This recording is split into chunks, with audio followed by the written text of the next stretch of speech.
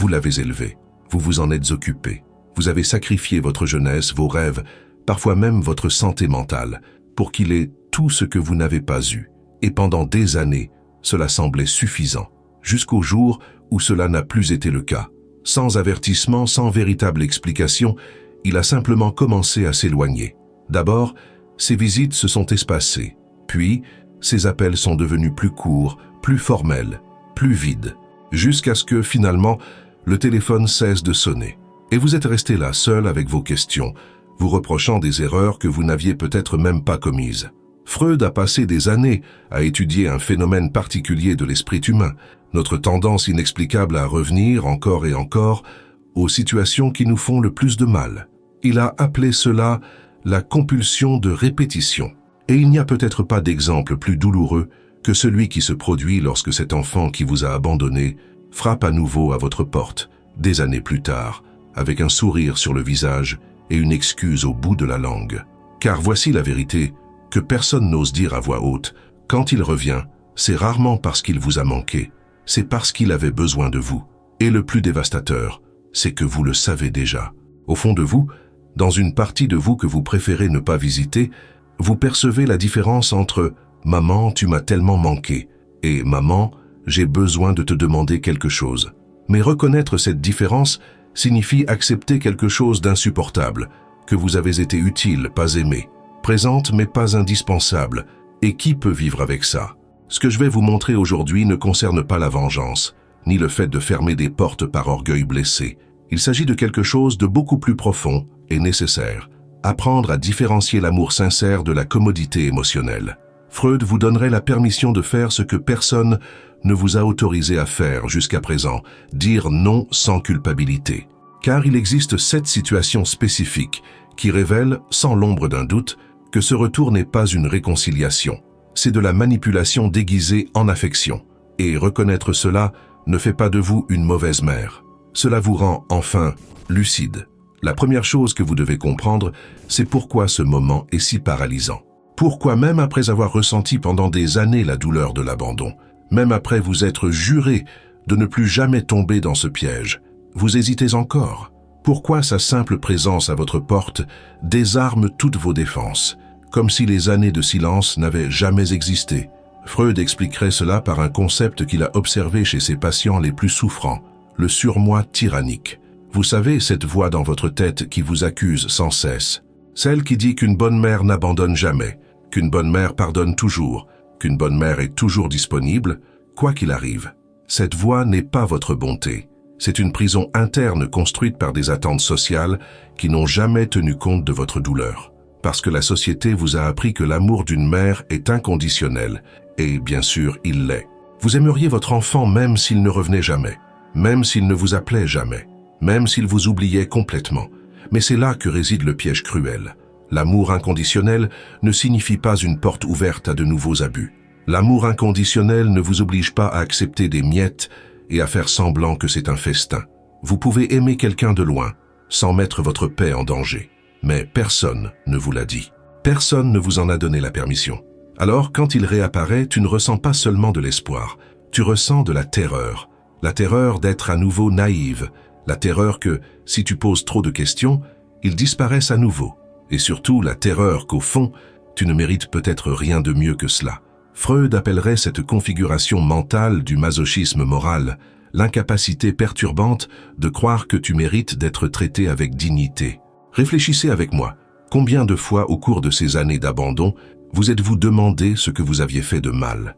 Combien de nuits avez-vous passé à repasser d'anciennes conversations, à chercher le moment exact où vous l'avez repoussé, comme si son absence était de votre faute, comme si vous aviez échoué de manière irréparable. Et maintenant, il revient, et une partie de vous ressent un soulagement malsain. Tu vois, il est revenu. Alors peut-être que je ne suis pas si mauvaise que ça. Ce soulagement est un piège, car ce qui se passe ici n'est pas une réconciliation, mais la validation de votre propre culpabilité. Vous utilisez son retour comme preuve que vous n'avez pas été rejeté pour toujours, que vous avez encore de la valeur.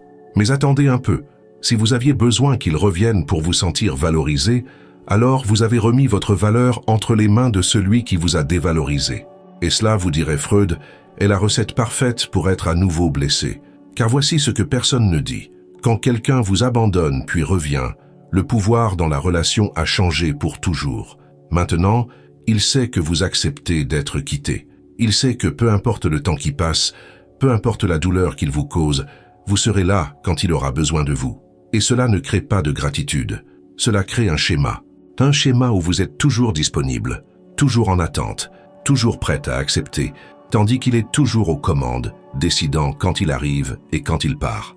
Vous devenez otage de la possibilité qu'il parte à nouveau. Et cela change tout. Cela change la façon dont vous lui parlez.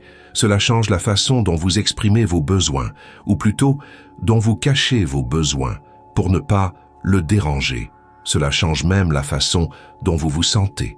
Parce que vous ne pouvez plus vous permettre de ressentir de la colère, de la frustration ou de la déception.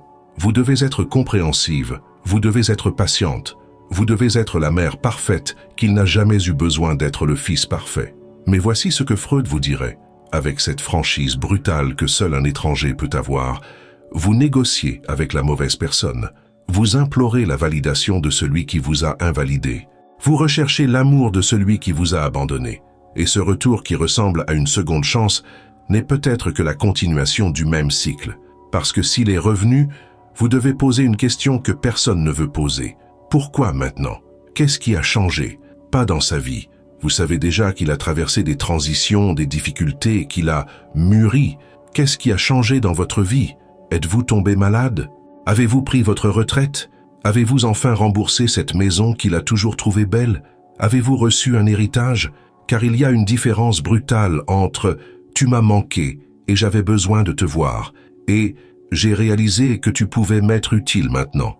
Et cette différence n'apparaît pas dans les mots, elle apparaît dans les détails, dans le timing, dans la façon dont il renoue le contact. S'il revient précipitamment, avec une urgence émotionnelle disproportionnée, des excuses génériques et des demandes immédiates, vous n'avez pas affaire à un enfant repentant.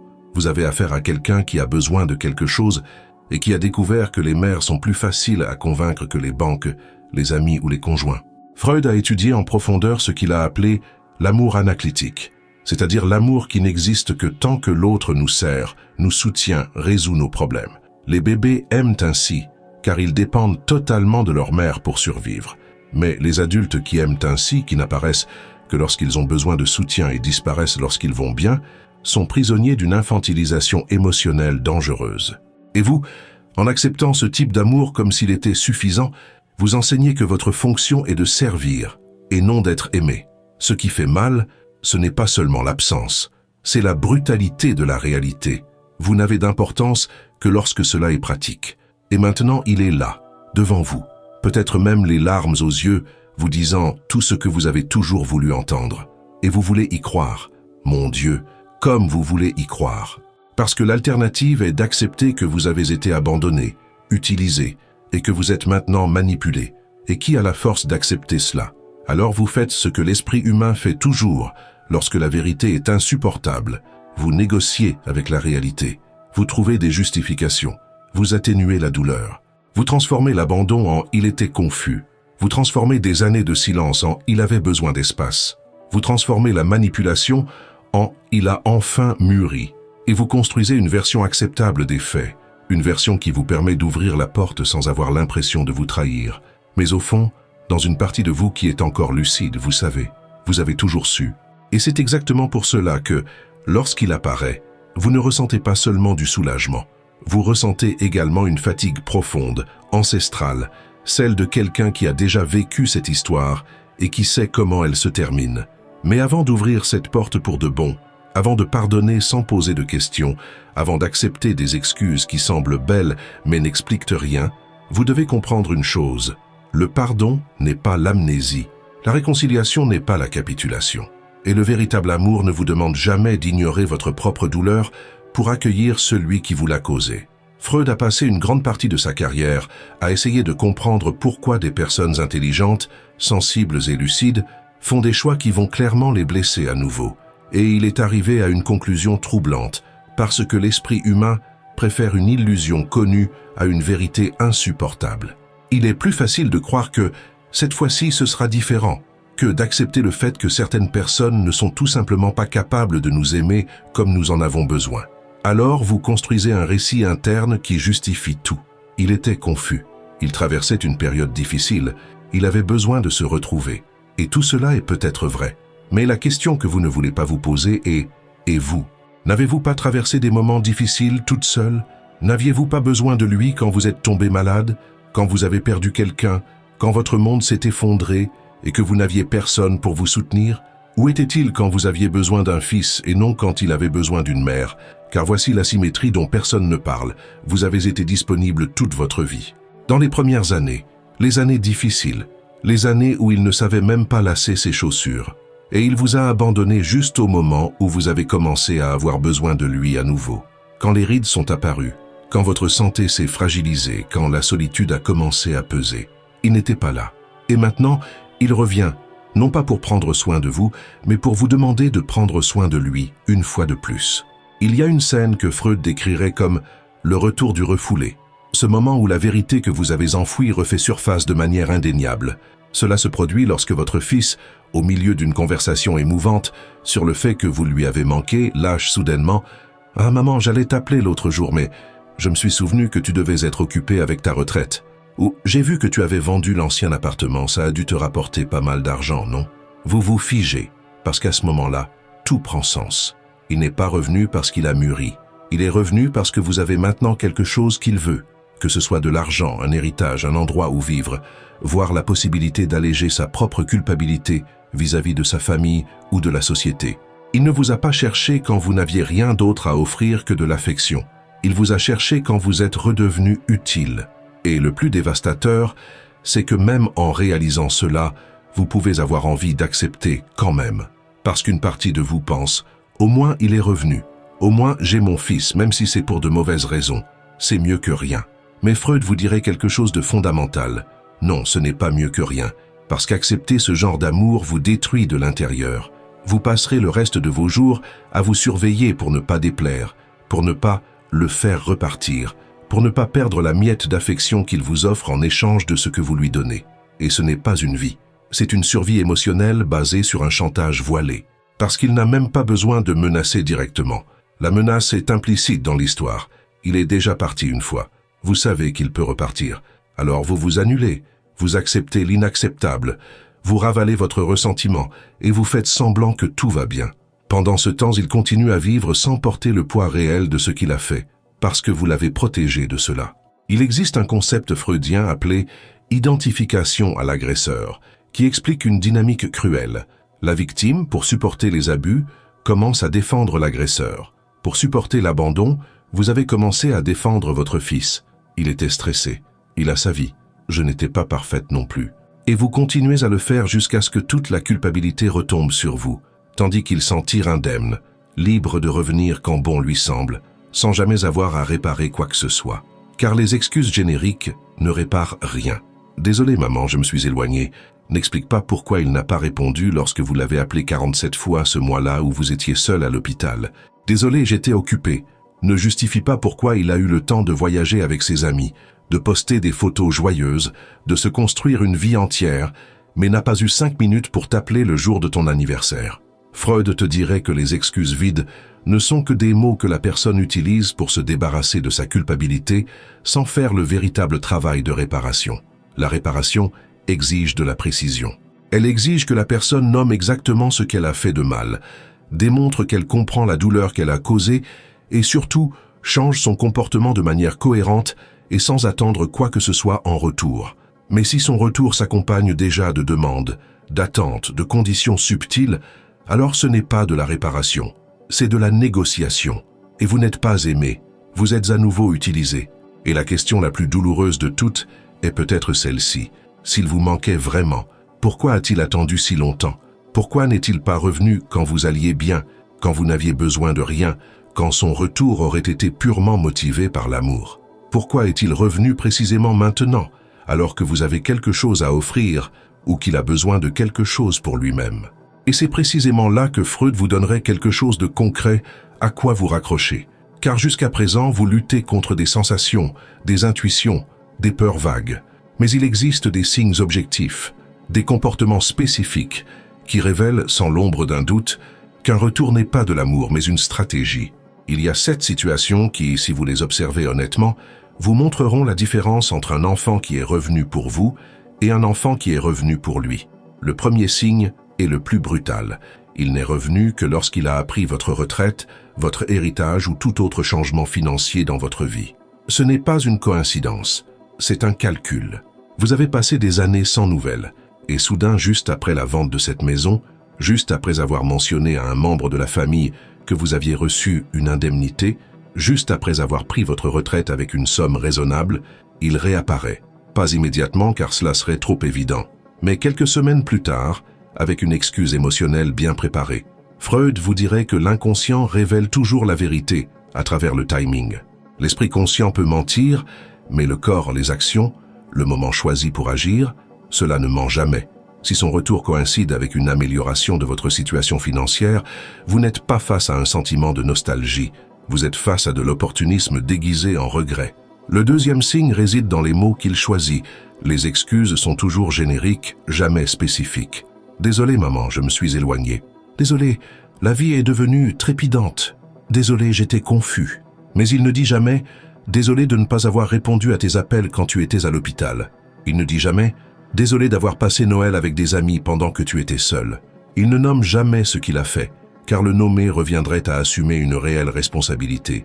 Et celui qui assume une réelle responsabilité doit vraiment réparer. Mais il ne veut pas réparer. Il veut que tu oublies. Les excuses génériques sont une vieille astuce psychologique. Elles ressemblent à des regrets, mais n'engagent personne à rien.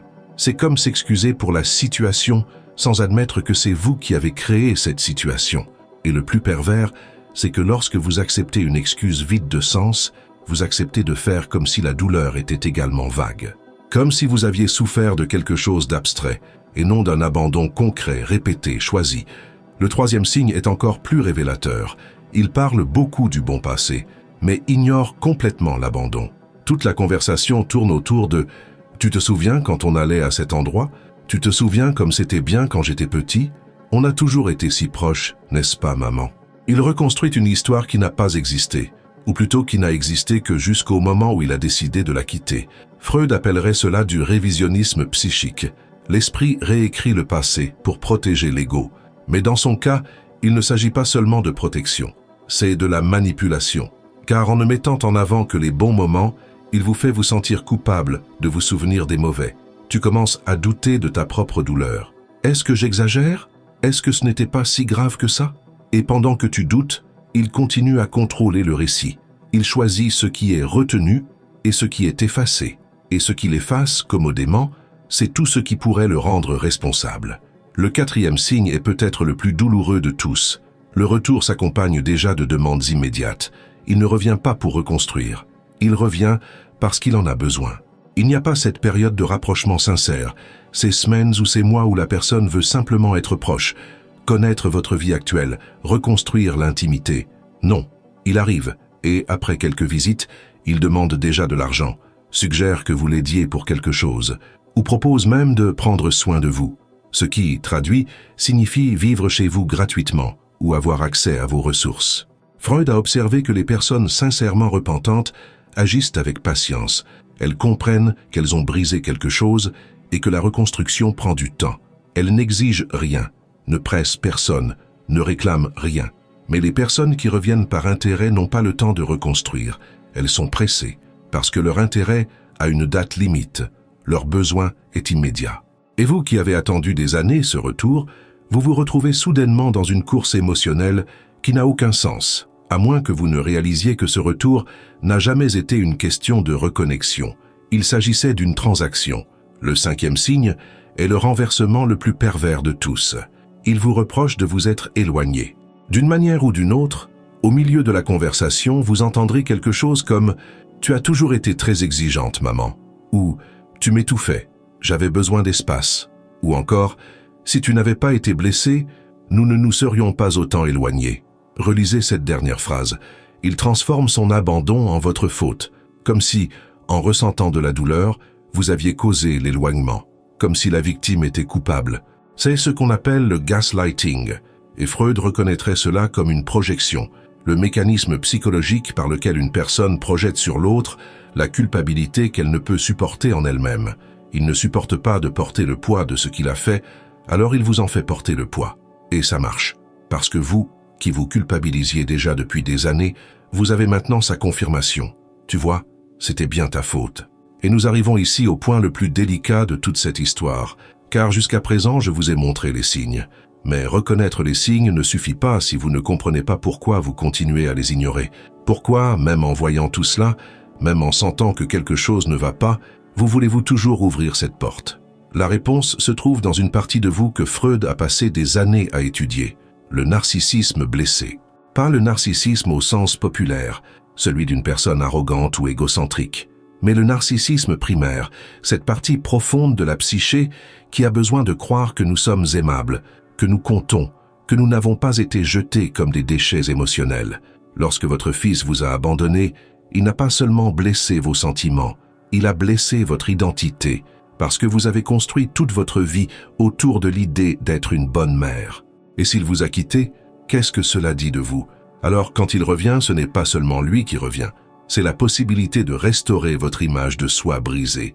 C'est la chance de prouver à vous-même, à votre famille, au monde, que vous n'étiez pas jetable, que vous continuez d'être importante.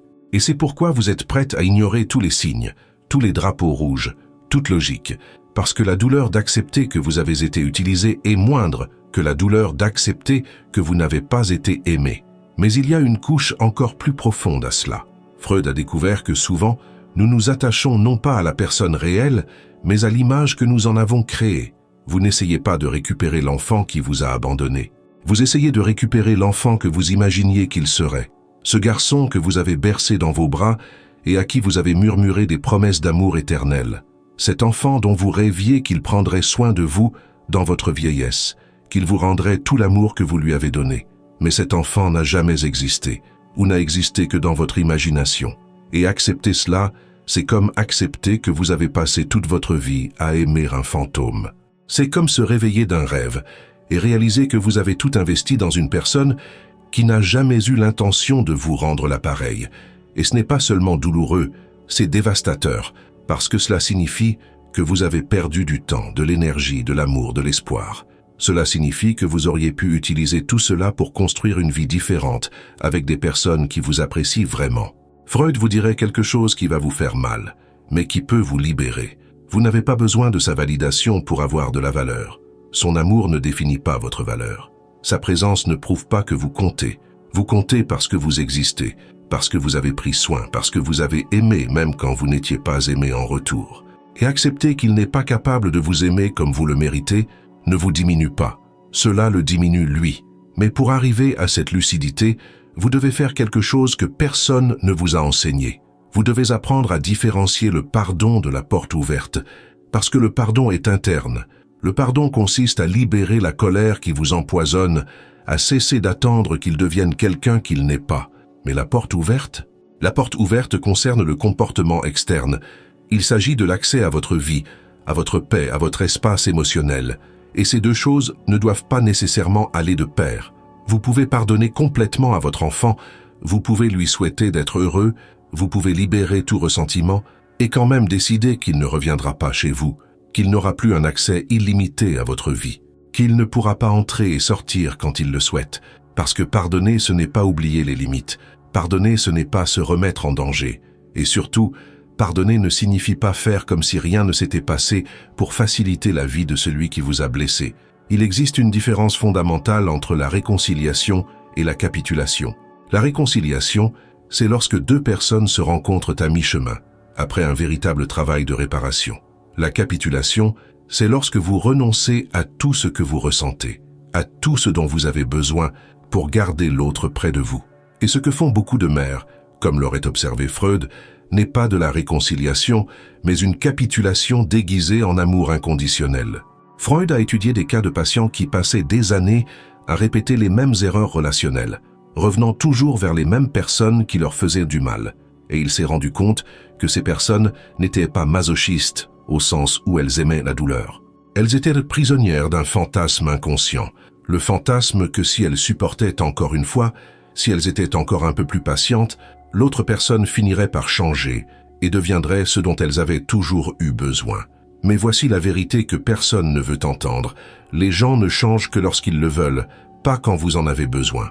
Et si votre fils n'a pas changé pendant ces années d'absence, s'il n'a pas suivi de thérapie, s'il n'a pas fait un véritable travail de connaissance de soi, s'il n'est pas revenu avec une humilité sincère et la volonté de reconstruire lentement, sans rien exiger, alors il n'a pas changé. Il est simplement revenu. Et vous vous dites peut-être, et s'il était sincère cette fois-ci? Et si je ferme la porte et que je rate ma dernière chance de récupérer mon fils? Et cette question, vous dirait Freud, est exactement la mauvaise question. La bonne question est, et si j'ouvre la porte et que je rate ma dernière chance d'avoir la paix? Car vous devez comprendre une chose, la vieillesse n'est pas le moment de parier. La vieillesse est le moment de récolter. Vous n'avez plus des décennies devant vous à gaspiller avec ceux qui ne vous apprécient pas. Vous n'avez plus d'énergie émotionnelle infinie à gaspiller pour ceux qui ne se manifestent que lorsqu'ils en ont besoin. Vos dernières années sont sacrées, elles vous appartiennent. Et vous avez le droit, en fait, vous avez le devoir envers vous-même de les protéger de ceux qui ont déjà prouvé qu'ils ne savent pas prendre soin de vous. Car il se passe quelque chose lorsque vous renoncez à vos limites pour faire plaisir à quelqu'un. Vous cessez d'exister en tant que personne à part entière et vous devenez une simple fonction. La mère qui pardonne tout, la mère qui est toujours disponible, la mère qui ne déçoit jamais. Et en essayant d'être cette mère parfaite, vous perdez la femme que vous êtes. Celle qui a des douleurs, des besoins, des limites. Celle qui mérite de la réciprocité. Et c'est là que réside le plus grand danger. Car lorsque vous vous réduisez à une fonction, vous apprenez aux personnes qui vous entourent qu'elles peuvent vous traiter comme telles. Vous leur apprenez que votre douleur n'a pas autant d'importance que leur convenance. Vous leur apprenez que vous serez toujours là, peu importe à quel point elles vous blessent. Et cela ne crée pas de la gratitude. Cela crée du manque de respect. Peut-être pas intentionnel, mais du manque de respect quand même. Le 6e signe est presque théâtral dans son artificialité. Ses gestes sont grandioses, mais sa présence reste superficielle. Il arrive avec des fleurs, un cadeau coûteux, des promesses émouvantes. Il tient à ce que toute la famille voit qu'il est de retour. Il publie une photo avec vous sur les réseaux sociaux, avec une légende émouvante sur l'amour maternel. Il parle de l'importance de la famille lors de réunions, où il y a un public. Mais lorsque vous essayez d'avoir une vraie conversation, lorsque vous essayez de parler de la douleur que vous avez ressentie, lorsque vous recherchez une véritable intimité, il disparaît émotionnellement. Il est là physiquement, mais absent de tout ce qui compte. Freud expliquerait cela par le concept de formation réactionnelle, un comportement extérieur exagéré qui cache exactement le contraire à l'intérieur. Il a besoin de faire de grands gestes parce qu'il sait, au fond de lui, qu'il ne ressent rien de grand. Alors il compense. Il fait son numéro. Il joue le rôle du fils aimant, mais il ne ressent pas l'amour. C'est comme un acteur qui a appris son texte par cœur, mais qui ne comprend pas le personnage. Et vous qui voulez tellement y croire, vous acceptez la performance comme si c'était la réalité. Mais voici le test que Freud vous donnerait. Le véritable amour n'a pas besoin de scène. Le véritable amour n'a pas besoin de témoins. Le véritable amour se manifeste dans les petits détails, constants, invisibles, sans public. Il se manifeste dans l'appel téléphonique en milieu de semaine, juste pour savoir comment vous allez. Il se manifeste dans la patience d'écouter la même histoire pour la 3e fois, sans lever les yeux au ciel. Il se manifeste dans la volonté d'être présent les jours ordinaires, pluvieux, sans intérêt, quand il ne se passe rien de spécial. Juste vous qui existez et cela suffit. Si son amour n'apparaît que lorsqu'il y a des gens qui regardent, ce n'est pas de l'amour, c'est de la gestion d'image. Il ne prend pas soin de vous, il prend soin de sa réputation, de l'idée qu'il se fait de lui-même en tant que bon fils. Et vous êtes devenu, sans vous en rendre compte, le décor de cette pièce, l'accessoire émotionnel qui valide le récit qu'il se raconte à lui-même et aux autres. Et il y a quelque chose d'encore plus pervers dans tout cela. Quand il fait ses gestes publics, vous êtes piégé. Parce que maintenant, si vous vous plaignez, si vous dites que cela ne suffit pas, si vous exprimez que vous continuez à vous sentir abandonné, malgré les fleurs et les photos, vous devenez l'ingrate. La mère qui ne reconnaît pas les efforts de son fils, la femme aigrie qui n'arrive pas à surmonter le passé. Il a utilisé sa générosité publique comme bouclier contre toute critique privée. Et vous vous retrouvez sans voix, sans espace, pour dire qu'il met en scène un amour que vous ne ressentez pas. Le 7e et dernier signe est le plus révélateur de son caractère, et peut-être le plus difficile à percevoir, car il est enveloppé d'une fausse vulnérabilité. Il menace de repartir si vous le questionnez.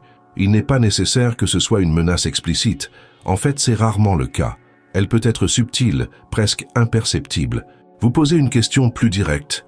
Vous exprimez votre peine, vous demandez une explication sur les raisons de sa disparition cette année-là, et il se sent blessé. Il fait une tête déçue. Il soupire profondément. Il dit que vous ne le croyez pas. Il dit « Tu vois, tu ne changeras jamais, toujours à me reprocher. » Il dit « J'ai essayé, mais ça ne sert à rien. » Et puis vient la phrase fatale, prononcée sur un ton de souffrance. « Si c'est comme ça, si tu n'arrives pas à me pardonner vraiment, il vaudrait peut-être mieux que je parte. » C'est du chantage émotionnel pur et simple. Il utilise ta plus grande blessure, la peur viscérale d'être à nouveau abandonné, comme une arme pour te contrôler. Et ça marche parfaitement, parce que tu recules immédiatement. Tu t'excuses d'avoir posé des questions. Tu dis que ce n'est pas ça, que tu voulais juste comprendre, que tu lui fais confiance. Et tu recommences à tout accepter sans protester. Tu apprends, à travers la douleur, que poser des questions fait plus mal qu'accepter. Alors tu arrêtes de poser des questions. Et il continue à faire ce qu'il veut sans jamais avoir à rendre de compte. Freud vous dirait que les relations saines ne supportent pas seulement les questions, elles en ont besoin, car c'est à travers les conflits honnêtes, les conversations difficiles, la capacité à écouter les critiques sans s'effondrer, que nous créons une véritable intimité. Mais les relations basées sur le chantage ne supportent pas la transparence. Elles ne fonctionnent que tant que la victime accepte les règles du manipulateur. Et les règles sont toujours les mêmes. Ne remets pas en question, n'exige pas, n'attends pas trop. Et surtout, n'ose pas suggérer que je ne suis pas parfait. Tu as donc maintenant les 7 signes devant toi. Et tu ressens peut-être une boule dans la poitrine, car tu as reconnu ton fils dans plusieurs d'entre eux, peut-être même dans tous. Et la question qui te taraude, qui résonne dans ta tête en ce moment même, est « Et maintenant, que faire de cette information ? Comment dire non à mon propre enfant sans me sentir comme la pire personne au monde ? Comment fermer une porte que j'ai gardée ouverte toute ma vie ?» La réponse commence par quelque chose que Freud a mis des années à comprendre et qui va à l'encontre de tout ce qu'on vous a enseigné. Vous n'avez pas à justifier vos limites. Vous n'avez pas à prouver que vous méritez le respect. Vous n'avez pas besoin de convaincre qui que ce soit que votre douleur était réelle. Et surtout, vous ne devez aucune explication à ceux qui vous ont abandonné. Car voici le piège ultime, la dernière illusion qui vous retient prisonnière, la croyance que si vous parvenez à bien vous expliquer, si vous trouvez les mots justes, si vous lui montrez à quel point vous avez souffert, il finira par comprendre et changer. Mais Freud vous dirait quelque chose de dévastateur. Il comprend déjà. Il a toujours compris. Le problème n'a jamais été un manque de compréhension. C'était un manque d'intérêt pour le changement. Réfléchissez à ceci. Combien de fois avez-vous essayé de lui expliquer votre douleur? Combien de conversations avez-vous entamées, le cœur sur la main, pour essayer de lui faire comprendre ce que vous ressentiez? Et que s'est-il passé? Il a minimisé, il s'est défendu, il a renversé la situation et vous a fait vous sentir coupable de lui en vouloir. Il a transformé votre douleur légitime en exagération, en sensibilité excessive, en rancœur. Et vous êtes sorti de ces conversations en vous sentant pire qu'avant, doutant de votre propre perception. Cela ne s'est pas produit parce que vous vous êtes mal exprimé. Cela s'est produit parce qu'il ne veut pas écouter. Parce qu'écouter vraiment signifierait devoir reconnaître ce qu'il a fait. Et reconnaître ce qu'il a fait signifierait devoir changer. Et changer demande des efforts. Il est beaucoup plus facile de vous convaincre que vous avez tort que de faire le travail intérieur nécessaire pour devenir une meilleure personne. Freud appellerait cela la résistance psychique, le mécanisme par lequel l'esprit se protège des vérités qui menacent l'ego. Et l'ego de votre fils ne supporte pas l'idée qu'il vous est profondément blessé. Alors il résiste, il nie, il déforme, il inverse. Il fait tout sauf assumer sa responsabilité réelle.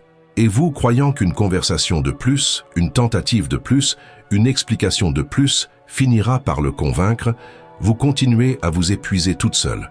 Mais il y a quelque chose qui change tout lorsque vous comprenez enfin. Le problème n'est pas votre incapacité à expliquer. Le problème est son incapacité à écouter. Et vous ne pouvez pas y remédier. Vous ne pouvez pas faire le travail émotionnel à sa place. Vous ne pouvez pas le forcer à faire preuve d'empathie. Cela doit venir de lui. Et si cela n'est pas venu jusqu'à présent, après toutes ces années, après toute cette douleur, cela ne viendra probablement pas. La question n'est donc plus comment lui faire comprendre, mais comment protéger ma tranquillité face à quelqu'un qui ne veut pas comprendre? Et la réponse est simple, mais brutale. Vous fermez la porte, pas avec colère, pas avec ressentiment, mais avec clarté, avec la lucidité de quelqu'un qui a enfin vu ce qui était toujours là. Et peut-être que vous pensez encore, mais et s'il est sincère cette fois-ci? Et si je me trompe? Et si je ferme la porte à quelqu'un qui a vraiment changé? Freud vous donnerait un test très simple. Les personnes qui ont vraiment changé ne sont pas pressées. Elles n'exigent pas un pardon immédiat. Elles ne posent pas de conditions. Elles ne menacent pas de partir si vous posez des questions. Elles comprennent qu'elles ont brisé quelque chose de précieux et que la reconstruction prend du temps. S'il a vraiment changé, il respectera votre temps. Il acceptera que vous ayez des doutes. Il comprendra que regagner la confiance ne se fait pas en une conversation, mais en des mois ou des années de comportement cohérent. Il sera prêt à prouver, par des actes et non par des mots, qu'il est différent maintenant. Et surtout, il ne vous fera pas porter la responsabilité de la réconciliation. Il assumera la responsabilité de réparer ce qu'il a brisé. Mais s'il est pressé, s'il vous demande de passer à autre chose, s'il vous fait culpabiliser parce que vous ne lui faites pas immédiatement confiance, alors rien n'a changé. Il est juste devenu plus doué pour la manipulation. Et vous qui avez passé toute votre vie à faire passer ses besoins avant les vôtres, vous avez enfin la chance de faire quelque chose de radical, vous choisir vous-même. Et vous choisir vous-même n'est pas de l'égoïsme, c'est de la survie. C'est reconnaître que vous ne pouvez pas sauver quelqu'un qui ne veut pas être sauvé, et qu'essayer de le faire ne fera que vous noyer avec lui.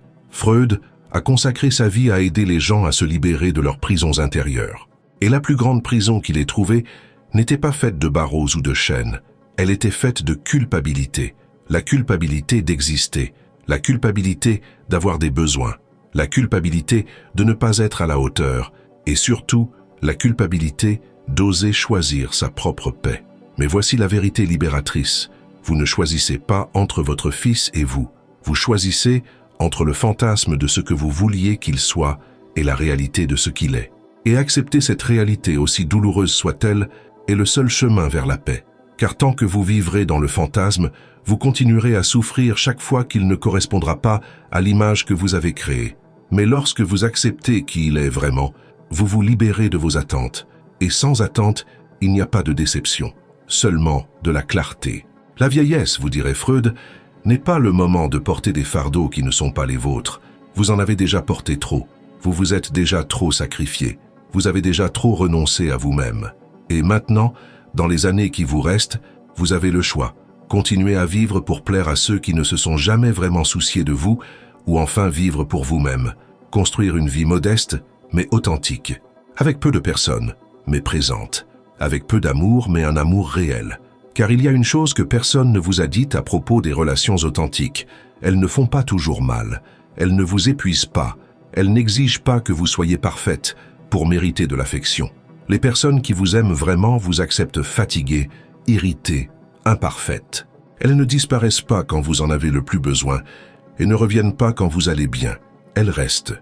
Les mauvais jours, les jours ordinaires, les jours où vous n'avez rien d'autre à offrir que votre présence. Et si votre enfant n'y arrive pas, il est peut-être temps que vous cessiez d'attendre qu'il y arrive. Non pas parce qu'il est mauvais, non pas parce que vous voulez vous venger, mais parce que vous avez enfin compris qu'attendre quelqu'un qui ne vient pas est une façon lente de mourir à l'intérieur. Et vous méritez de vivre, de vraiment vivre, pas seulement d'exister en attendant des miettes d'affection. Alors voici ce que vous faites. Vous respirez profondément. Vous le regardez peut-être pour la dernière fois avec toute cette clarté, et vous dites, à voix haute ou simplement dans le silence de votre cœur, « Je t'aime, je t'aimerai toujours. Mais je ne vais plus me détruire en essayant de te garder près de moi. Si tu reviens, que ce soit parce que tu veux être avec moi, pas parce que tu as besoin de moi. Et jusqu'à ce que cela arrive, si cela arrive, je serai là, à prendre soin de moi, à construire ma paix, à vivre mes dernières années avec dignité. Et puis tu fermes la porte, tu ne la claques pas, tu la fermes lentement, avec précaution, mais tu la fermes. Et pour la première fois depuis longtemps, tu ressens quelque chose d'étrange, presque inconnu, la légèreté. Parce que tu as enfin posé par terre un poids qui n'était pas le tien à porter. La responsabilité de le faire t'aimer, la culpabilité de ne pas être à la hauteur, l'obligation d'être toujours disponible. Tout cela reste de l'autre côté de la porte. Et de ton côté, enfin, il y a de la place pour respirer.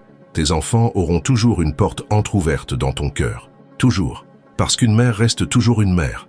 Mais ta maison, ta paix, tes dernières années, ce ne sont pas des passerelles pour la culpabilité des autres. Ils ne sont pas une scène pour des performances vides de sens. Ils ne sont pas un entrepôt pour ceux qui ne viennent que lorsqu'ils ont besoin de quelque chose. C'est désormais un territoire sacré, et seuls ceux qui savent respecter peuvent y entrer. Freud vous dirait, avec ce ton sérieux mais gentil que seuls ceux qui comprennent vraiment la douleur humaine peuvent avoir, l'amour qui fait souffrir à plusieurs reprises n'est pas de l'amour, c'est de l'attachement, c'est de la dépendance émotionnelle, c'est une compulsion déguisée en dévotion. Et vous qui avez déjà tant donné, qui avez déjà tant aimé, qui vous êtes déjà tant effacé, vous méritez d'essayer quelque chose de différent. Vous méritez de découvrir ce que c'est que de vivre sans craindre d'être à nouveau abandonné, sans marcher sur des œufs pour ne pas déplaire, sans avoir à mendier le minimum de celui qui devrait vous offrir le monde. Et peut-être, juste peut-être, que lorsque vous vous choisirez enfin, quelque chose d'intéressant se produira. Peut-être qu'il remarquera vraiment votre absence, peut-être qu'il commencera à faire le travail qu'il a toujours évité, ou peut-être pas. Peut-être qu'il ne changera jamais. Mais voici la différence. Cela ne définira plus votre valeur. Cela ne détruira plus votre paix. Parce que vous avez enfin compris que son amour, ou son absence, n'a jamais rien dit sur vous. Cela a toujours tout dit sur lui. Alors dites-moi une chose, et soyez complètement honnête avec vous-même. Allez-vous continuer à accepter des miettes en les appelant amour, ou allez-vous enfin croire que vous méritez une place à table? N'oubliez pas, vivre en pleine conscience est un choix. Éveillez votre esprit, affrontez vos désirs et éclairez votre ombre. Comptez sur moi dans cette aventure et continuez à suivre les prochaines vidéos de la chaîne.